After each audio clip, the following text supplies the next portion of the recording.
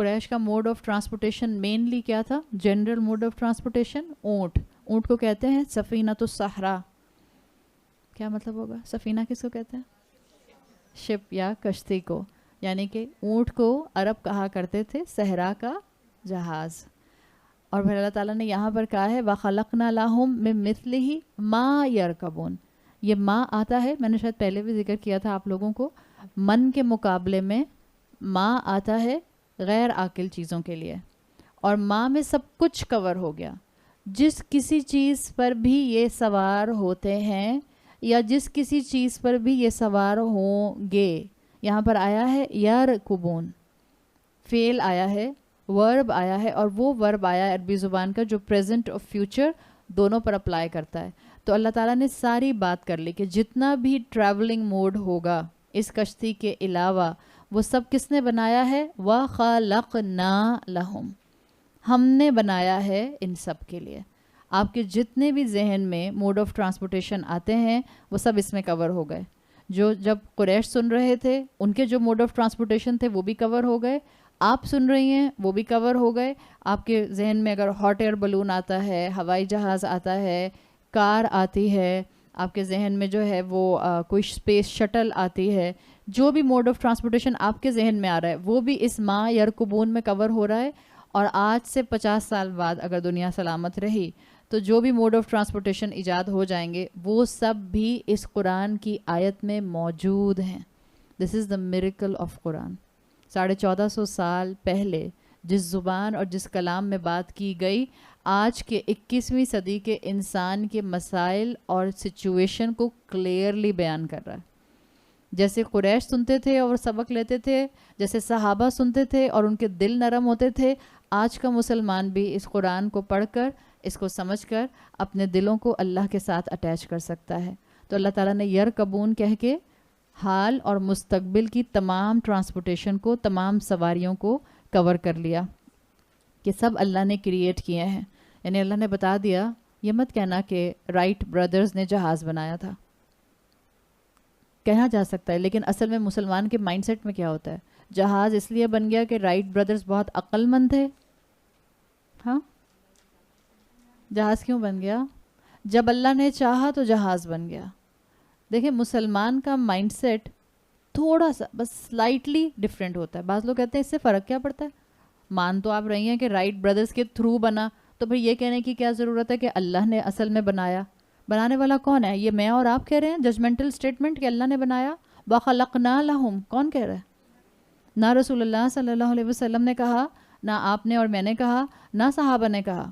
یہ تو قرآن کہہ رہا ہے کہ اللہ نے بنایا. ان کو اللہ نے، سمجھ لیجئے، پکچر میں ایک سورس بنا دیا کہ وہ اس جہاز کو بنا کر سامنے لے کر آئیں. جتنی ہیومن کریٹیوٹی ہے وَخَلَقْنَا لَهُمْ، یہ اللہ کی کریڈیبلٹی ہے، اللہ کی طرف سے تحفہ ہے. اگر آپ کسی کام میں ایکسپرٹ ہیں، اگر آپ کو بہت اچھا لکھنا آتا ہے، اگر آپ کو بہت اچھا بولنا آتا ہے، اگر آپ کو بہت اچھی طریقے سے بات کرنی آتی ہے، اگر آپ اچھے مشورے دے سکتی ہیں، اگر آپ اچھا کھانا پکا سکتی ہیں، اگر ایک بہت اچھی آرکیٹیکٹ یا آپ ایک ڈاکٹر ہیں یا انجینئر ہیں، اس میں آپ کا کوئی کمال نہیں ہے. کس کا کمال ہے؟ اللہ کا. اس اللہ کا جس نے آپ کو اور مجھے یہ نعمت، یہ تحفہ عطا کیا. بتا دیا اللہ تعالیٰ نے. آج اگر آپ کا بچہ ایپ ڈیولپر بنتا ہے، ویب سائٹ ڈیولپر بنتا ہے، وہ بایو کیمیکل ریسرچر بنتا ہے، بچے کہتے ہیں او اماں یہ بہت چڑھا دیتی ہیں نا سر پہ، میرا بچہ فلاں یونیورسٹی سے فلاں گریڈز فلاں سکورز لے کر آیا، اس کا پی ایچ ڈی تھیسس یہ ہے. اتنے چڑھاتے ہیں نا اپنے بچوں کو. اتنے سے بچے. ہمارے ٹائم میں تو گریجویشن صرف بیچلرس کے بعد ہوتی تھی. اب تو گریجویشن کلاس 1 سے کلاس 2 میں جا رہے ہیں تو گریجویشن ہو رہی ہے. کس چیز کی گریجویشن ہو رہی ہے؟ مطلب ہنسی نہیں آتی. ہمارے ٹائم میں تو مطلب جب میں پڑھ رہی تھی یونیورسٹی میں گریجویشن اس وقت صرف بیچلرس کی ہوتی تھی. مجھے تو اتنا ہی یاد ہے. اس وقت تو کوئی نہ انٹر کے بعد کوئی گریجویشن ہوتی تھی، نہ ماسٹرس کے بعد آپ کو جو تھا وہ کوئی اتنا، ہاں ماسٹر کے بعد ہوتی تھی، لیکن یہ نہیں ہوتا تھا کہ آپ میٹرک سے انٹر میں آ رہے ہیں تو آپ کی گریجویشن سیریمنی ہو رہی ہے. ہماری تو فیئر ویل پارٹی ہوتی تھی. سیدھے سادے سے لوگ تھے ہم. فیئر ویل پارٹی ہوئی اور گریجویشن ہوتی تھی جب آپ کے پاس یونیورسٹی کی ڈگری آتی تھی.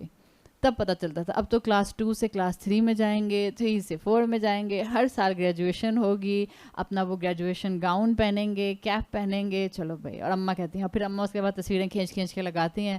پھر بہت سی امائیں ہر گریجویشن کی تصویر جو ہے وہ فریم کرا کے کمرے میں بھی لگا لیتی ہیں. اس کے بعد بچے کو پھر جب بچہ 16 سال 17 سال کا ہوتا ہے تو اس کو پتہ چلتا ہے میں کتنا عقل مند ہوں, کتنی شیلڈز اور کتنی ٹرافیز ہیں میرے پاس, میں تو ہوں ہی اتنا عقل مند. تو جب میں ہوں ہی اتنا عقل مند تو پھر کریڈٹ کہاں چلا جاتا ہے ہر چیز کا؟ اللہ تو غائب ہو گیا درمیان میں سے. ہر کامیابی پہ اپنے بچے کو احساس دلائیں اللہ کی طرف سے ملی ہے بیٹا. بعض اوقات ہم اس بات کو اتنا انڈرسٹوڈ سمجھتے ہیں, کہتے ہیں بار بار کہنے کی کیا ضرورت ہے. آپ کے بچے نے اللہ کو نہیں دیکھا ہے, آپ کو بار بار کہنا پڑے گا تاکہ اس کو یاد رہے کہ ہاں ایک ہستی ہے جو مجھے نظر نہیں آتی ہے مگر میری سسٹننس اس کے ساتھ اٹیچ ہے. وہ چاہے تو میں زندہ رہ سکتا ہوں ورنہ میں نہیں رہ سکتا. یہ بالکل ایسے ہے کہ آپ بعض لوگ کہتے ہیں کہ ہم اپنے بچوں کے دلوں میں اللہ کی محبت کیسے ڈالیں. It's very easy in childhood. آپ اپنے بچے کو ہر دوسرے دن ایک تحفہ دیتی ہیں, مائیں یوزلی دے ہی رہی ہوتی ہیں. ہم لوگ تو بغیر کہے تحفہ دیتے ہیں, ہم اتنے تحفے دیتے ہیں کہ اب بچوں کو ہمارے تحفوں کی کوئی قدر نہیں. ہمیں تو سال پیچھے ایک ہی ملتا تھا, یا عید تو ملتا تھا یا چلو برتھ ڈے ہوتی تھی تو ملتا تھا, اتنے تحفے ہمیں نہیں ملتے تھے. اب تو اماں جب جاتی ہیں باہر بچے کے لیے کچھ لے کر آ جاتی ہیں تو بچہ بھی فار گرانٹیڈ لیتا ہے. آپ اپنے بچے میں اللہ کی محبت کیسے ڈال سکتے ہیں, اسپیشلی اگر آپ کا بچہ چھوٹا ہے. آپ جب اس کو کوئی تحفہ دیں آپ کہیں اللہ تعالیٰ نے دیا ہے. جیسے میں آپ کو ایک مثال دوں, بہت عام سی مثال. آپ ہر دفعہ اپنے بچے کو تحفہ دیں یا اس کے کمرے کے باہر صبح جب بھی اٹھے ایک تحفہ رکھ دیں اور وہ پوچھے یہ کس نے دیا, وہ کہے آپ کی ایک آنٹی ہے نا نزیحہ آنٹی, انہوں نے دیا. وہ کہے نزیحہ آنٹی کون ہے, میں تو نہیں جانتا, اس نے کبھی نزیحہ آنٹی کو دیکھا ہی نہیں. مگر آپ 1 مہینے سے اس کو جب بھی تحفہ دیتی ہیں آپ کہتی ہیں نزیحہ آنٹی نے بھیجا ہے. At the end of the 1 مہینہ کیا اس بچے کو نزیحہ آنٹی سے محبت ہو جائے گی؟ ہاں, دیکھا نہیں ہوگا مگر محبت ہو جائے گی. آبویس اتنے تحفے دیتے ہیں, 2 دن میں ہو جائے گی. شاباش, ویری گڈ, یہ صحیح بچہ مینٹیلٹی ہے, 2 دن میں ہو جائے گی. جب آپ اللہ تعالیٰ کے ساتھ بچوں کو ایسے کنیکٹ کریں گے کہ بیٹا تمہارا جو رزلٹ آیا یہ اللہ تعالیٰ کی رحمت سے آیا, اللہ نے تمہاری کوشش کو قبول کیا. جب آپ کے یہ 2 جملے 3 جملے جائیں گے تو انشاءاللہ آپ کے بچے کے اندر آہستہ آہستہ اللہ کی ایکنالجمنٹ آنا شروع ہو جائے گی. اور ہمیں یہی کرنے کی ضرورت ہے. انسانوں کا کوئی کمال نہیں ہوتا. آپ جتنے انوینٹرز ہیں ان کی بایوگرافیز پڑھیں, اور آپ پڑھیں تو آپ کو اس وقت صرف اللہ کا کلام یاد آتا ہے اور رسول اللہ صلی اللہ علیہ وسلم کی تعلیمات کے اوپر آپ کو معجزہ ہونا یقین ہو جاتا ہے. آپ اتنے انوینٹرز کی بایوگرافیز پڑھیں, وہ کہتے ہیں ہم سال ہا سال محنت کرتے رہے چیزوں کو ڈٹرمن کرنے کی, ان کو فائنلائز کرنے کی, ان کو فائنلی انوینٹ کرنے کی, لیکن ہمیں بس ایک مرتبہ کئی سالوں کے بعد کئی مہینوں کے بعد ایک ڈریم آیا, اس میں ہمیں پتہ چلا کہ ایسے نہیں ایسے کرنی چاہیے چیز, اور جب ہم نے ایسے کی تو وہ انوینشن بن گئی. اور آپ رسول اللہ صلی اللہ علیہ وسلم کی احادیث پڑھیں جس کا میں مفہوم آتا ہے کہ اب وہی ختم ہو گئی رسول اللہ صلی اللہ علیہ وسلم پر, لیکن وہی کا 46واں پارٹ, بہت معمولی سا پارٹ انسان کے لیے خوابوں کی شکل میں موجود ہے. آپ کو سچے خواب آ سکتے ہیں. اور اگر آپ ان انوینٹرز کی بایوگرافیز پڑھتے ہیں جنہوں نے بڑی بڑی انوینشنز کی, یہ کہتے ہیں کہ ہمیں بس اس انوینشن سے 1 دن پہلے 2 دن پہلے خواب آیا تھا کہ اس کام کو یوں نہیں یوں کرو, اس کنیکشن کو یوں نہیں یوں بناؤ. یعنی وہ خواب کیا تھا؟ That was actually intuition, and intuition from اللہ سبحانہ و تعالیٰ, جس کو آپ الہام کہتے ہیں. اللہ نے الہام رکھا ہے, ابھی بھی انسانوں کو الہام ہو جاتا ہے. آپ اور میں جب استخارہ کرتے ہیں, دعائے استخارہ, تو یہ آپ اور میں اس کے بعد کسی فرشتے کا انتظار کرتے ہیں. دعائے استخارہ کرنے کے بعد ضروری نہیں ہوتا کہ آپ کو ضرور خواب میں نظر آئے گا. یہ بات بھی لکھ لیجیے اور سمجھ لیجیے. نہ دعائے استخارہ کرنے کے لیے ضروری ہے کہ آپ رات میں کریں اور اس کے بعد کسی سے بات نہ کریں. نو سچ تھنگ ان سننا, نو سچ تھنگ. نہ دعائے استخارہ اور استخارہ کسی اور سے کروایا جاتا ہے, استخارہ خود کیا جاتا ہے. And there is no form of instant استخارہ. آپ مجھے فون کریں, عائشہ میرے لیے استخارہ کر دیں پلیز, میں یہ کام کروں یا نہ کروں, اور میں 2 منٹ میں کہوں ہاں ہاں کر لیں. دوسرا فون آئے, عائشہ میں یہاں جاؤں یا نہ جاؤں, میں کہوں نہیں جائیں. مطلب میرے پاس کوئی جن بیٹھا ہے جو مجھے بتا رہا ہے. الہام ہونے میں ٹائم لگتا ہے. ابھی میں نے آپ کو بتایا جو انوینٹرز ہوتے تھے ان کو سال ہر سال لگتے تھے محنت کرنے میں. ایک کنیکشن نہیں بن رہا, بس جہاں کنیکشن بن گیا وہاں بلب بن گیا, جہاں کنیکشن بن گیا وہاں ٹیلی فون بن گیا, وہاں اور چیزیں بن گئیں. تو یہ چیز یہاں مینشن کی گئی ہے کہ تمہاری ساری کوششوں کے پیچھے تمہیں ڈائریکشن دینے والا اور سمجھانے والا اور کامیابی دینے والا کون تھا؟ وَخَلَقْنَا لَهُمْ, ہم نے پیدا کیا ان سب کے لیے. اللہ تعالیٰ تھے ان سب کے پیچھے. میری کوششوں میں اثر اللہ ڈالتا ہے.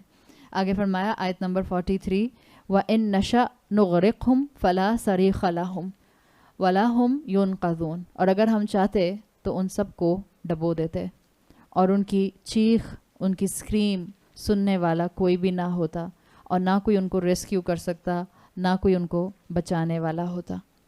مثال کے طور پر اگر آپ اسی آیت کو ان نشا نغرقہم کشتی پر لے کر جائیں پیچھے فوراً، اس لیے کہ پیچھے فوراً کشتی کا ذکر آ رہا ہے نا. جب اللہ تعالیٰ چاہے تو سمندر کے درمیان میں کشتی کو ڈبو سکتا ہے. جب اللہ چاہے تو کچھ ہی تھوڑی سے ہی ساحل سے آگے لے جا کے کشتی کو ڈبو سکتا ہے. یہ جو انسان ڈوب جاتے ہیں بیچ پہ، آپ سوچیں بیچ کے کتنے دور جاتے ہیں، کوئی مڈل آف دا اوشن نہیں ہوتے ہیں. ایک ہائی ٹائیڈ آتی ہے اور لوگوں کے پاؤں اکھڑتے ہیں اور 10 تھے تو 5 بہہ گئے پانی میں، ختم. اللہ جس وقت چاہے تمہاری زندگی کو ختم کر دے. اللہ جس وقت چاہے تمہاری صحت اور تمہارے سٹیمنا کو ختم کر دے. اللہ جس وقت چاہے تمہاری کشتی کو ڈبو دے. ان نشا نغرقہم، ہم جس وقت چاہتے ہیں، جب ہم اس کا فیصلہ کر لیتے ہیں ہم اس کو غرق کر دیتے ہیں. اور انسان کو پھر ریسکیو کرنے والا کوئی نہیں ہوتا. آپ دیکھیں پانی میں آپ مڈل آف دا اوشن چیخیں تو بھی آواز نہیں آئے گی. کوئی ہوتا ہے آس پاس؟ کوئی آواز نہیں آتی.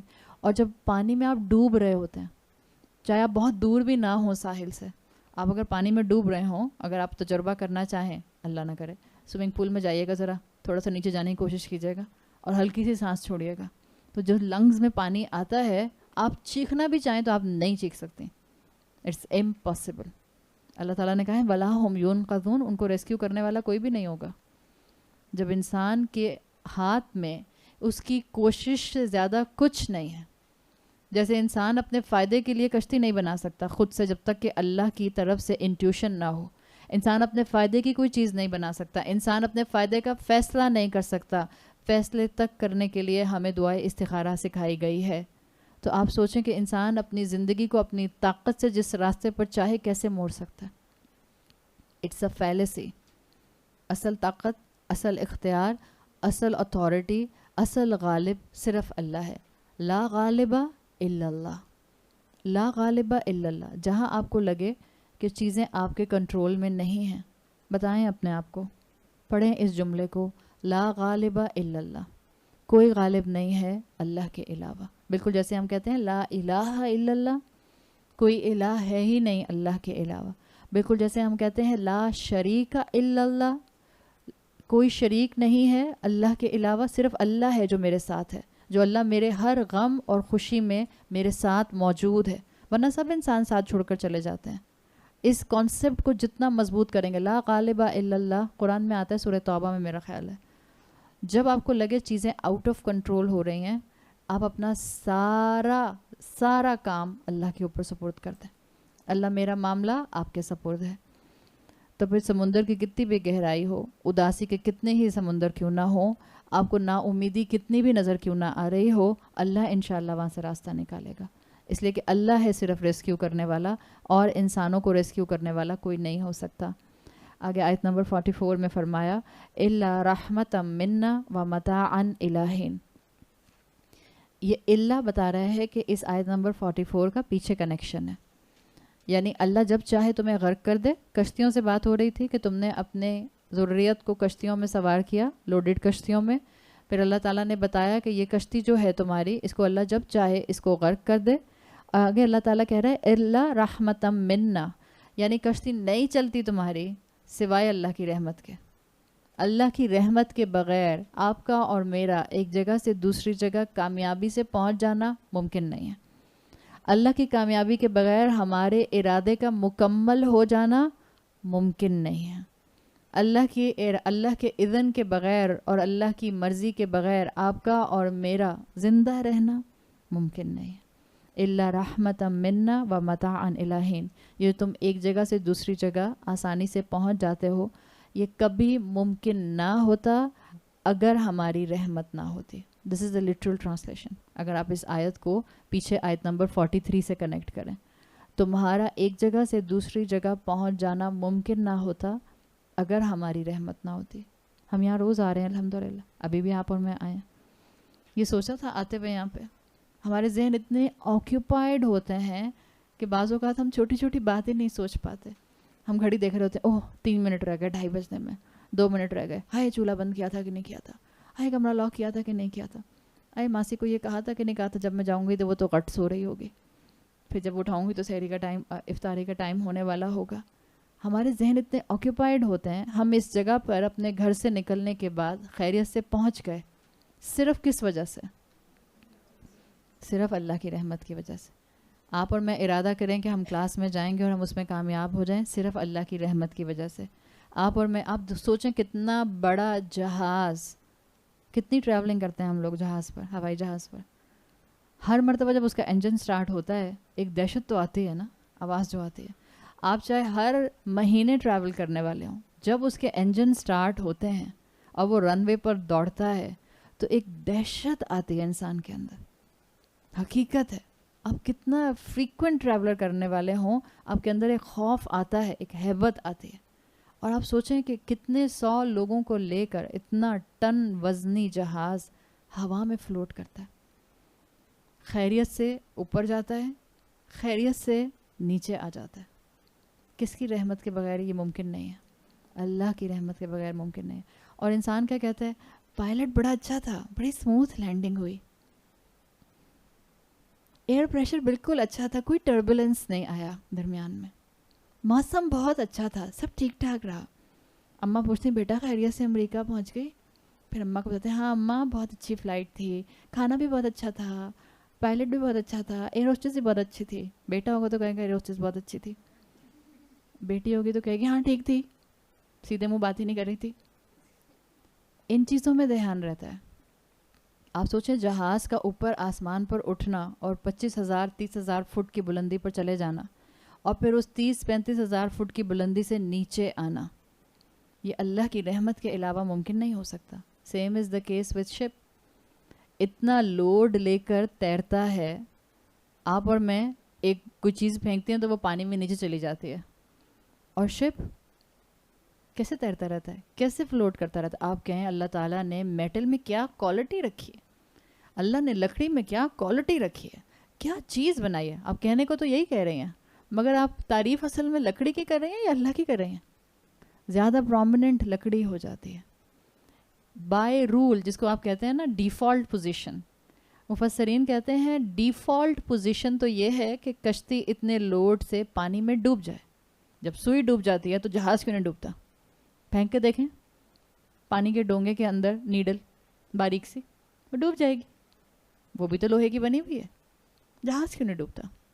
لے کر آئیے اپنے میکینکس, لے کر آئیے اپنی انجینئرنگ, اور سب ایک طرف ہے.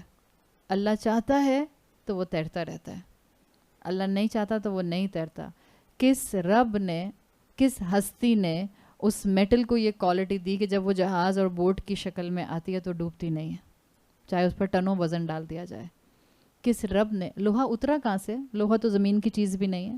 وَأَنزَلْنَا الْحَدِيدَ, حدید تو آسمان سے نازل ہوا ہے, لوہا تو اللہ نے آسمان سے نازل کیا ہے. آپ سوچیں. اور پہلی کشتی بنی کیسے تھی؟ وَاصْنَعِ الْفُلْكِ بِأَعْيُنِنَا, نوح علیہ السلام سے کہا تھا اللہ تعالیٰ نے ہماری آنکھوں کے سامنے, ہم دیں گے تمہیں کشتی کا بلو پرنٹ بناؤ.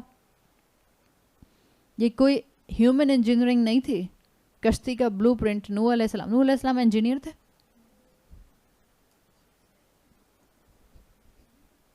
بات لوگ اتنی بحث کرتے ہیں, اتنی بحث کرتے ہیں, بس ان کو نہیں ماننا تو صرف اسلام, قرآن اور رسول اللہ صلی اللہ علیہ وسلم کی بات کو نہیں ماننا. میں کہتے ہیں کیا پتہ نوح علیہ السلام کے اندر انجینئرنگ کے جینز ہوتے ہوں گے. اب آپ کیا بحث کریں گے ایسے انسان سے؟ قرآن کی آیت نظر نہیں آ رہی؟ وَاصْنَعِ الْفُلْكِ بِأَعْيُنِنَا, بنائیے اس کشتی کو ہماری آنکھوں کے سامنے. بلو پرنٹ تو اللہ دے رہا تھا, وہ اللہ کے رسول تھے, فرشتہ آتا تھا ان کے پاس وحی لے کر, تو فرشتے کے لیے کیا مشکل تھا, ان کو وحی کر دیتا. الہام سے بڑھ کر وحی ہوتی تھی. الہام تو چھوٹی معمولی چیز ہے, آپ کے اور میرے جیسے معمولی انسانوں کو الہام ہوتا ہے, انٹیوشنز ہوتی ہیں. اللہ تعالیٰ رسولوں کو تو وحی بھیجتا تھا direct, without a doubt, without a shadow of a doubt. مجھے اور آپ کو اپنے الہام پر ڈاؤٹ ہو سکتا ہے, رسولوں کو اپنی وحی پر ڈاؤٹ نہیں ہوتے تھے. اور ہم کہتے ہیں کہ اللہ کی انجینئرنگ نہیں, انسانوں کی انجینئرنگ ہے.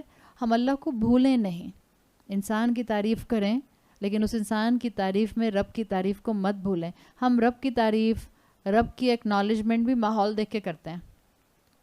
درس میں ہوں گے تو الحمدللہ، ماشاء اللہ، السلام علیکم، میں قرآن پڑھ رہی ہوں. امریکن امیگریشن پر ہوں گے آپ، کوئی آپ کو نان مسلم مل جاتا ہے، اب کیا آپ کیا کرتے ہیں؟ آپ کہ میں ڈیوائن بک پڑھنے جاتی ہوں.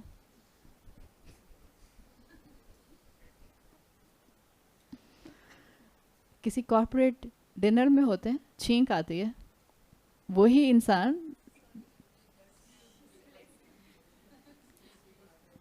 انسان جو درس میں الحمدللہ کہتے ہیں، میں کہتے ہیں ایکسکیوز می، کس بات کا ایکسکیوز؟ آپ نے مجھے کیا کیا؟ آپ نے میرے منہ پہ تھوڑی چھینکا ہے بھائی، آپ نے ہاتھ رکھا ہے تمیز سے، تو شکر کیجیے اللہ کا جس نے آپ کا دل روکا تھا پھر چل پڑا دوبارہ سے. ہمیں اسلام اور مسلمان بننا ماحول کے مطابق اچھا لگتا ہے. ہم ماحول کے مطابق اپنے آپ کو عمل پر لانا جو ہے وہ آسان بنا لیتے ہیں، ورنہ ہم ہر جگہ، ہمارے لیے 24/7 مسلم بننا آسان نہیں ہے. ہم کہتے ہیں ہم ابراہیم علیہ السلام کے فالوور ہیں، اور سارے ابراہیمک ریلیجنس کے اندر اسلام سب سے زیادہ ابراہیم علیہ السلام کو امام کی پوزیشن پر رکھتا ہے. ابراہیم علیہ السلام اپنے آپ کو ماحول کے حساب سے اڈیپٹ نہیں کرواتے تھے. ابراہیم علیہ السلام ہر وقت 24/7 مسلم تھے، ٹوٹل سبمیشن. جب اللہ نے کہا اسلمت لرب العالمین، سمپل فیکٹ، جب اللہ نے کہا میرے لیے سبمیشن اختیار کرو تو انہوں نے کمپلیٹ اللہ کے لیے سبمیشن اختیار کر لی. یہی چیز مجھے اور آپ کو سیکھنے کی ضرورت ہے. اللہ کی رحمت کے بغیر میرا کوئی مقام نہیں ہے. اللہ چلاتا ہے میرے کاموں کو، اللہ مکمل کراتا ہے میرے کاموں کو. صبح سے شام تک جو میں پلان کرتی ہوں، اگر وہ میرے پلان کے مطابق چوک آؤٹ ہو جاتے ہیں تو یہ اللہ کی بڑی رحمت ہوتی ہے. ایک سجدہ تو انسان سونے سے پہلے سجدہ شکر کر سکتا ہے، ایک سجدہ. اور سجدہ شکر کے لیے آپ کو وضو کی ضرورت بھی نہیں ہوتی ہے، معلوم ہے؟ ایسے ہی کر سکتے ہیں. جائے نماز کی ضرورت بھی نہیں ہے. گھاس پہ، کارپیٹ پہ، لان میں، ٹائلز پر، اپنے گھر کے فرش پہ، لکڑی پہ، جہاں پر ہیں سجدہ شکر کیجیے. ایک سونے سے پہلے سجدہ شکر کس بات پہ؟ کہ اللہ میں نے خیریت سے اپنے وہ سارے کام جو پلان کیے تھے وہ مکمل ہو گئے. 2 رکعت نہیں پڑھے جاتے، تہجد نہیں پڑھی جاتی، 8 رکعت نہیں پڑھے جاتے، سونے سے پہلے سورہ ملک نہیں پڑھی جاتی. ایک سجدہ شکر تو ہو سکتا ہے. چلیں آج سے شروع کر دیتے ہیں. اللہ کرے کہ اللہ ہمیں اپنا شکر گزار بنائے. اللہ نے بتا دیا کہ تم جتنی مرتبہ بھی سفر اپنا کرتے ہو کسی بھی فارمیٹ میں، اللہ کے حوالے تمہاری سواری ہوتی ہے اور تم بھی ہوتے ہو، اور سوائے اللہ کی رحمت کے تمہارا سفر مکمل نہیں ہو سکتا. دوسرا کہا وَمَتَاعًا إِلَىٰ حِينٍ، تاکہ تمہارا جو دنیا میں رہنا ہے، نعمتوں سے فائدہ اٹھانا، یہ لمیٹڈ ٹائم کے لیے ہے. تمہارا دنیا میں اللہ کی رحمت سے فائدہ اٹھانا لمیٹڈ ہے. یہ اللہ کی رحمت کب تک ساتھ رہے گی؟ جب تک اللہ چاہے گا. اور ایک وقت تو موت آئے گی. ان دنیا کی نعمتوں سے فائدہ اٹھا لو. یہ جو اللہ تعالیٰ نے تمہارے سامنے میریکلز رکھے ہیں، ان میریکلز کے ذریعے اللہ تک پہنچ جاؤ، بالکل جیسے رسول انہی میریکلز کے ذریعے اپنی بستیوں کو، اپنی قوموں کو اللہ سے جوڑنے کی کوشش کیا کرتے تھے. لوگ یہ کہتے ہیں کہ کشتی ڈوب گئی، آئے ہائے اللہ نے کشتی ڈبو دی. بعض لوگوں نے یہاں تک اپنی کتابوں میں لکھا کہ ٹائٹینک کے لیے، کیونکہ اس کے بنانے والے نے یہ کہا تھا کہ خود خدا اس کو ڈبو نہیں سکتا ہے، تو اللہ نے اس کو ڈبو کر دکھا دیا. اللہ نے کشتی نہیں ڈبوئی تھی. اس کے تکبر کا جملہ کوئی اس کے سامنے آ گیا تھا، جس شخص نے یہ جملہ بولا تھا. ڈیفالٹ پوزیشن میں نے آپ کو بتا دیا. ڈیفالٹ پوزیشن یہ ہے کہ جہاز اتنا وزن لے کر نہ اٹھ سکے، وہیں گر جائے. ڈیفالٹ پوزیشن یہ ہے کہ کشتی جو ہے وہ پانی میں اتنے وزن کے ساتھ نہ تیر سکے اور ایک جگہ سے دوسری جگہ نہ پہنچ سکے. لیکن یہ انسانوں کا ذہن رہا، کیونکہ انسانوں کی اکثریت ناشکری رہی اور انسانوں کی اکثریت شیطان کے ٹریپ میں رہی. تو جب بھی، جیسے میں نے قریہ میں مثال دی تھی آپ کو رسولوں کی، کہ جب کسی بستی میں رسول آتے تھے اور وہ ڈراتے تھے کہ دیکھو اگر ہماری اطاعت نہ کی تو سزا آ جائے گی، تو قومیں کہا کرتی تھیں تم تو ہو ہی ہمارے لیے بیڈ اومن، تمہارے آنے سے جو ہے وہ سزائیں آ جاتی ہیں، عذاب آ جاتے ہیں. رسولوں کے آنے سے عذاب نہیں آتے تھے. رسول تو عذاب آتی ہوئی بستی میں سے بھی کچھ لوگوں کو اپنی طرف نکالنے کی کوشش میں آتے تھے کہ شاید جو بچ سکتے ہیں وہ بچ جائیں. ایسے ہی کوئی آفت، کوئی ایکسیڈنٹ جو ہوتا ہے وہ اللہ کی طرف سے نہیں ہوتا، وہ تمہارے اپنے ہاتھوں کی کمائی ہوتی ہے. قرآن میں آتا ہے بیما کسبت ایدیکم، آپ اگر اسلام کی فلسفی دیکھیں تو مسلمان کا ایک جو گفتگو کا انداز ہونا چاہیے وہ کیا ہونا چاہیے؟ ہر خیر میرے رب کی طرف سے ہے اور ہر شر میرے اعمال کے اثرات کی وجہ سے ہے. دس is the philosophy of a mindset of a believer. جو مومن ہوتا ہے وہ ہر خیر کو اللہ سے کنیکٹ کرتا ہے اور ہر شر کو اپنی غلطیوں اپنے گناہوں سے کنیکٹ کرتا ہے. جب کچھ برا ہو، جب ٹھوکر لگے، سوچیں میں نے صبح کیا کام غلط کیا تھا. جب ٹھوکر لگے خیال آئے آپ کو میں نے آج کس کا دل دکھایا تھا. اب سامنے والے کو ٹھوکر لگے تو آپ کہیں دیکھا میرا دل دکھایا تھا نا. سامنے والے کی ٹھوکر پر نہیں یہ کہنا، یہ اپنا مائنڈ سیٹ بنانا ہے. فرق ہے نا. مومن فنگر پوائنٹنگ نہیں کرتا. مومن تو جب کسی کی اصلاح کرنا چاہتا ہے تو بہت محبت سے پیچھے پڑ آئے رسولوں کا طریقہ کیا ہے اور رسولوں کے فالوورز کی سنت کیا ہے. سامنے والے کو ٹھوکر لگی، بچہ گرتا ہے، اماں کہتی ہیں بہت اچھا ہوا، کہنا نہیں مانا تھا نا میرا. کتنے کامن ہم آرام سے کہہ دیتے ہیں. بچہ کہتا ہے ہائے آج میری کوئی فرینڈ نہیں آئی، میں اسکول اکیلا چلا گیا. اماں کہتی ہیں ہاں بہت اچھا ہوا، منع کیا تھا نا میں نے مت جاؤ.